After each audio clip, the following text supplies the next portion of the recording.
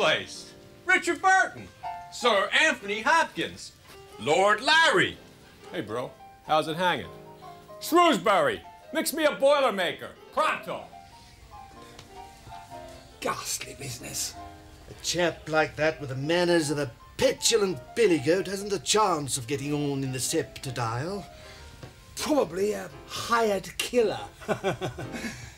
Or a stockbroker. No, unless I'm completely off my chump, he's an insolent, mean-spirited, overpaid movie critic. Look, Shrewsbury, you don't put gin in a Boilermaker. Now, could you please get over here? You see, I'm a bit of an expert on colossally antisocial behaviour and can pinpoint a man's present occupation just by hearing him say 2 sentences. Go on. Pull the other one! I say, old man, don't mean to play silly buggers, but you're not that chap, Joe Queenan. Just so happens that I am, you pathetic old fart. Just flew in on the red-eye to do a piece about Jude the Obscure, Carrington, and the rest of your neo-Edwardian and Victorian twaddle. Joe Queenan, hatchet man, movie critic, and author of If You're Talking to Me, Your Career Must Be in Trouble, stars as himself in that sumptuous, lovely old tale of Englishness, My Fair Hugh. If I might have a word with you, sir? I think we both know why you're here. You've been sent off by your venal publisher to crash a wedding where the flower of Britain's acting community will be in attendance. Your career, Mr. Joe Bloody Queenan, has been in decline for some time. Your books don't sell, your articles fail to amuse, and this assignment is, in the very real sense of the word, your last chance. And if you don't come back with the story your publisher has ordered, then you're finished. Done. Kaput. Or as you Americans so elegantly put it, washed up.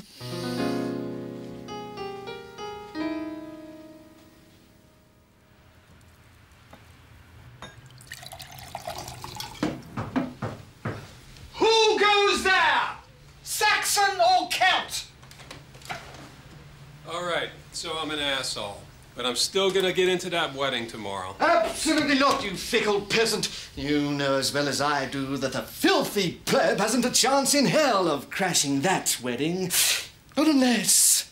Not unless what? You wish to attend a wedding in the presence of the Branners, the Bonham Carters, the Fines, and other exquisite personages of almost superhuman breeding and taste. Well, I wouldn't mind checking out the knockers on Liz Hurley. And you don't get many of those to the pound. Or is it kilos? Just so. How better to achieve your objectives than to attend the party by passing yourself off as Hugh Grant. Hugh Grant? The epigon of Oxfordian fuddy-duddiness. He of the lovable stammer, the floppy coiffure, the fluttering eyelash, the most unstiff upper lip since Kenneth Williams ruled the earth. Impossible. 100 guineas, sir. Say that I can. Look, Buster, if you can turn me into Hugh Grant in 48 hours, I'll spring for the 100 guineas. Whatever a guinea is.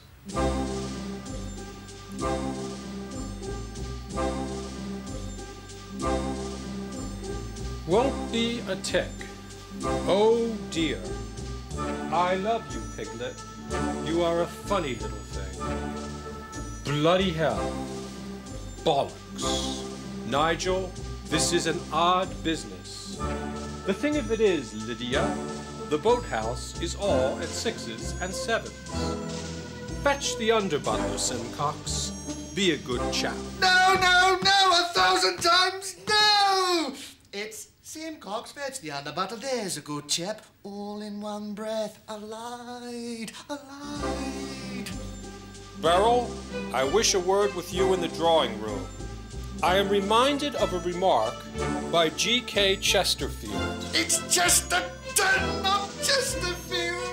Vicky! Perhaps we ought to break for a game of snakes and ladders, what? In Balmoral, Basingstoke, and Bath, bad boys are born to be buttered. Buggered, not buttered! Oh, you really are the most most replete yarboo I have ever had occasion to deal with. Major Shimbiscuit, I stand rebuked. This ragtag has the diction of a jute. Quite. You owe me 100 guineas. Christ, I'd give anything to have an ounce of class for just once in my life. If I could just learn to speak like Hugh Grant and yammer and stammer and blush and shuffle my feet, the world would be my bloody oyster. But it's just not in my nature. I really am an ugly American. In Balmoral, Basingstoke, and Bath, bad boys are born to be By Jove, he's got it. I think he's got it. In Balmoral, Basingstoke, and Bath, bad boys are born to be boggart. I say he's got it. He's really got it. Hello, it's Rafe Fiennes. I'm on the guest list. Oh, okay, Ralph. Rafe. M Thompson. No, fine. Ken Branagh. This is the first test. Steady as she goes. Remember that great scene with Andy McDowell outside the National Theatre in 4 Weddings and a Funeral?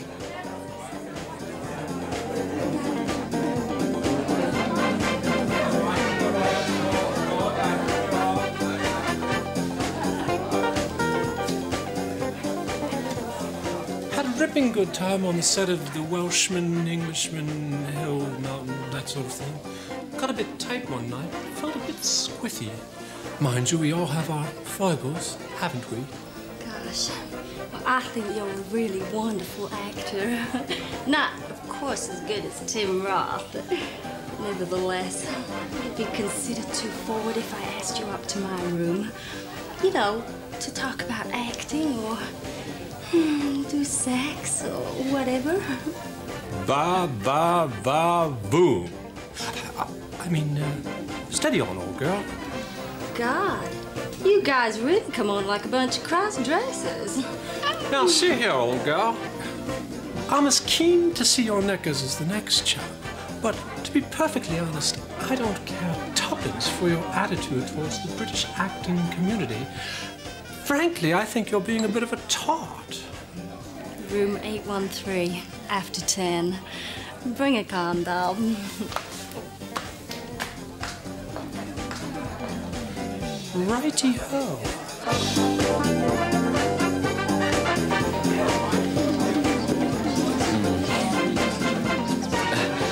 It's not Ralph. It's Rafe. You bloody sow. I'm sorry, I didn't want to row. My rooms were Trinity.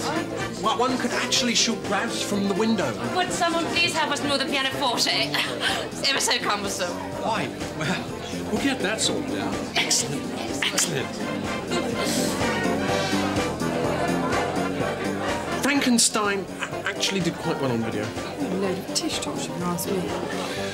Damn fine filly, that Helena. Mind you, needs her body. Christ. Anyone for snooker? Could someone please help us move the pianoforte? Bloody nuisance is what it is. Must be off now. Anyone have change for half a sovereign? Must tip Simcox before Betty buy. Watch yourself now. Tim Roth. Bloody hell! Feast your eyes on that, dear boy. Hang on one second. Nobody seriously thinks that the person at the Flamingo Club last night is the real Hugh Grant.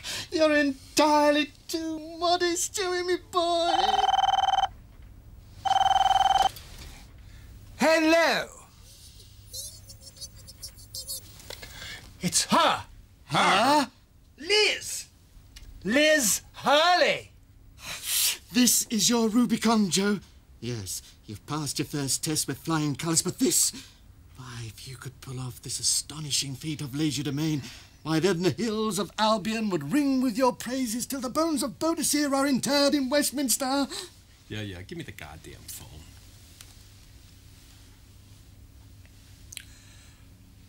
Darling, please don't make me cross. The thing of it is, oh dear, yes, sorry, frightfully sorry.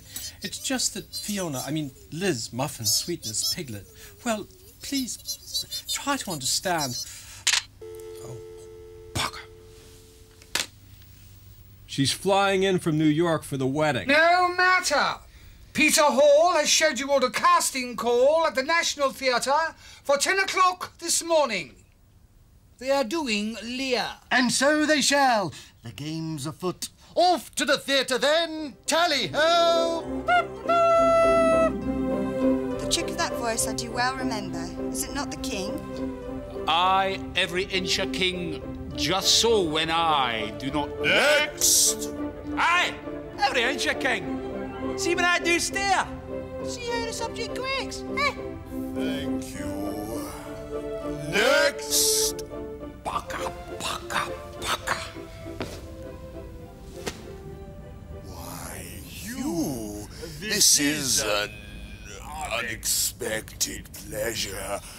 I had no idea. Well, now that you're here, shall we begin? The trick of that voice I do well remember. Is it not the king? Aye. Yes. And every inch a king. Just so. When I do stare, as it were, not to put too fine a point on it, see how the subject does quake. Excellent. Excellent.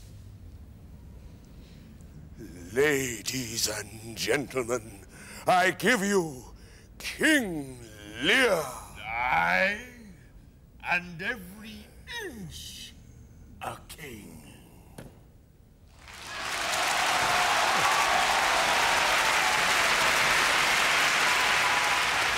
He's an absolutely wonderful, wonderful chap. Just absolutely... Astride the boards. It's less the character per se that interests me. It's more the arc of the character. Just so. One's craft is so very, very dependent upon one's command of the English language. It is, after all, the native tongue of Milton, Shakespeare, and Amos. Isn't it, though? And yes, if English is truly the language of kings, then blimey, I plead guilty to being just such a chap. Personally, I believe that a bit of a nervous tic, nothing overtly epileptic, of course, although heading that way, adumbrates a certain vulnerability that is the very essence of gentility. Well, personally, I've always fancied myself as a sensitive sort, a bit of an inglese Italianato, if you will. And as Wilde so aptly put it, the only thing worse than having a bit of a stammer is not having a bit of a stammer. Jesus Christ! Oh, I say, some of the old chaps from the Piers Gaveston Society are having a bit of a party for Basil this evening. A bit of a send-off before he goes quietly into that good night of conjugal bliss. Spiff, smash. Oh, super! Well, I'm for the off then. Looking good time. Cheery bye. Toodles!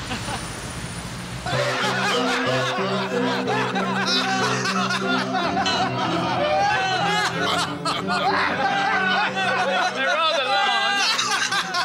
I'm vertical, rather chunky. They're all muscle.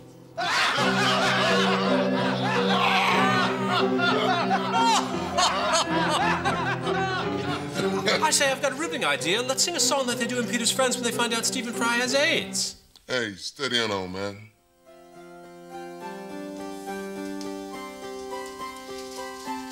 Simcox, the boathouse is all at 6s and 7s.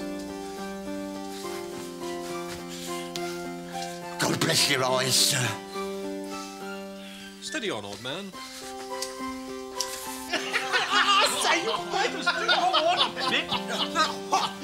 Oh, fine. I say, I don't suppose anyone could... Never mind. Excellent. I'll just stay here. Excellent.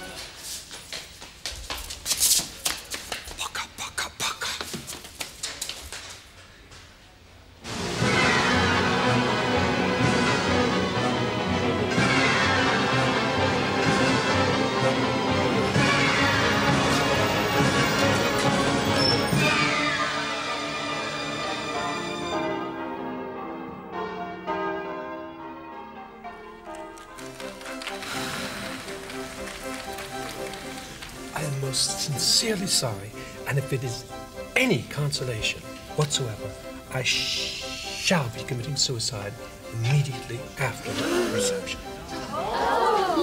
Darling.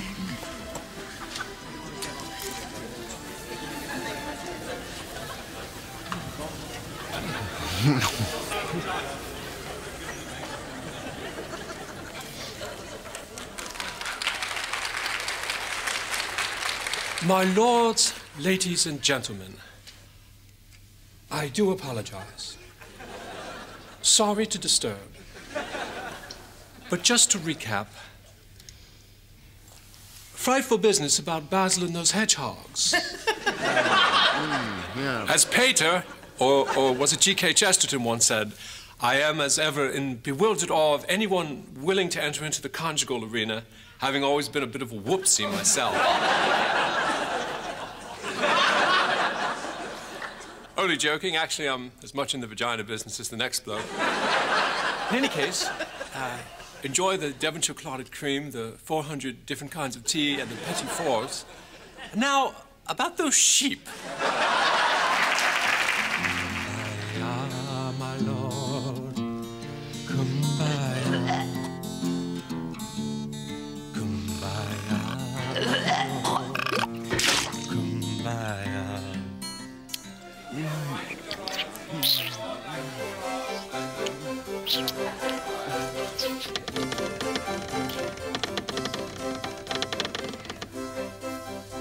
Got to catch the Concorde. Careful, quickie. Delighted. I say, old man, well played! Hit him for 6, I should say. What utter swine! How pathetically craven, how frightfully gullible that lot is. A pack of horned toads. Bollocks! You two cynics simply don't recognize decent people when you see them. The fact of the matter is, that was the flower of English civilization that we saw out there today. Dear, oh dear, oh dear. It seems our friend Joey has succumbed to the siren sound of the faux gentry. Whatever have we wrought? You're simply jealous, that's all. You taught me how to behave like a proper gentleman, and now you're beside yourselves because I can walk down any street in England and be hailed as a conquering hero.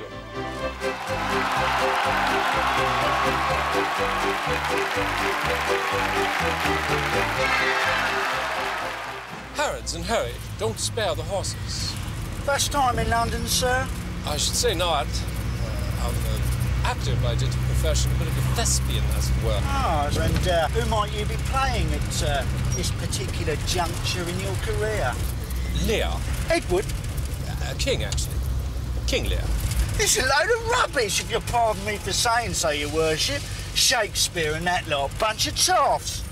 Surely you can't be suggesting that the works of the immortal bard are irrelevant to our own era. The immortal bard can get himself stuffed as far as I'm concerned. Same goes for the rest of those Nancy boys down at the National. Now, Tim Roth, there's an actor for you. Tim Roth? Tim bloody Roth? Pull yourself together, man. Oh, maybe he don't suit the likes of you, but he bloody well suits the likes of me. Yeah, I'll take Tim Roth any day of the week over you. Yeah, Ponce Anthony, Bleeding Hopkins, and your Kenneth bloody Bleeding Branners. Yeah, Tim Roth. Now, he is a man with his ear firmly fixed against the heartbeat of the nation. Violent punks, seedy gangsters, football hooligans, no flutterer grinning and all that crap for him. Won't see him rearranging the piano forte for Lydia and Hermione, whatever her bloody name is. Well, I don't know about all that. Speaking for myself, I prefer someone a bit more refined, a bit more elegant. Someone like James Wilby. Who the bloody hell is James Wilby? Never you mind, stout yeoman. In any case, I'll be getting out here. Do you have, by any chance, change for half a sovereign?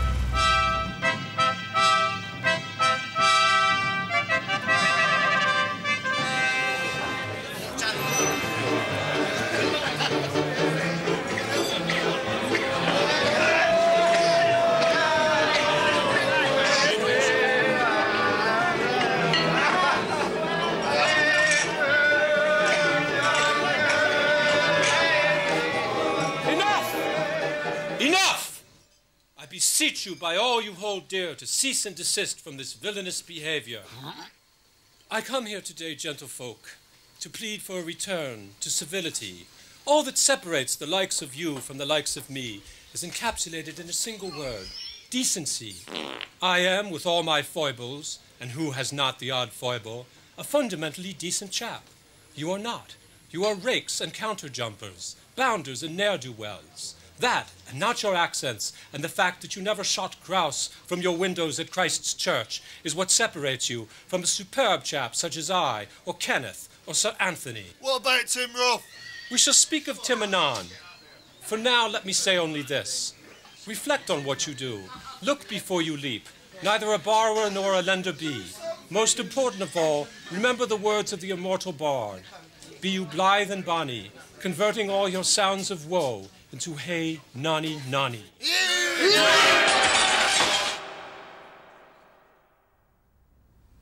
You really are a silly bugger. Turning up at an East End pub dressed like that. Who did you think you are, Tim Bloody Roth? Whatever will become of me? You lifted me up out of the gutter and introduced me to a world of breeding and taste and decency. And now you're tossing me back into the gutter. We're not tossing you back into the gutter. We're sending you back to America. I hear it's quite a classy place. I don't want to go back to America. It's cheap and crass and vulgar and tawdry. I want to stay in Britain, but not the Britain of that horrid pub. I won't stop being Hugh Grant. I shan't stop being Hugh Grant. I can't stop being Hugh Grant. At long last, I finally understand why Hugh Grant did what he did in Los Angeles. It's not just the pressure of being an extraordinary actor in possession of his extraordinary craft. It's the pressure of being an extraordinary human being. Faced with pressures such as that, the temptation to do something frightfully naughty must be nigh on irresistible. Lingerie £5, menswear gardening perfumery £10, going up. Gosh, rather. I say, you don't have change for half a sovereign, do you? No. You don't have a name or anything, do you? Simcox. Simcox? Oh, fuckity, fuckity, fuckity. Wait till your neck, then, lover boy. You held up your neck. Gentlemen of the law, if you will, allow me to apologise to my wife. All right, Shakespeare, 1 for gold. Here you go, love. Use my mobile.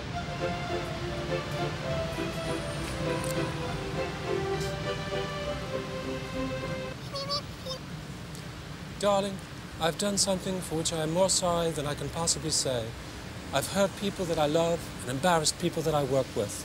And for that, I am truly, truly sorry. Actually, darling, bit of a rumpus over here. In the words of David Cassidy, that is, while he was still in the Partridge Family, well, I seem to have put my foot in it. Jolly well taken the Queen's shilling, if you see what I'm driving at.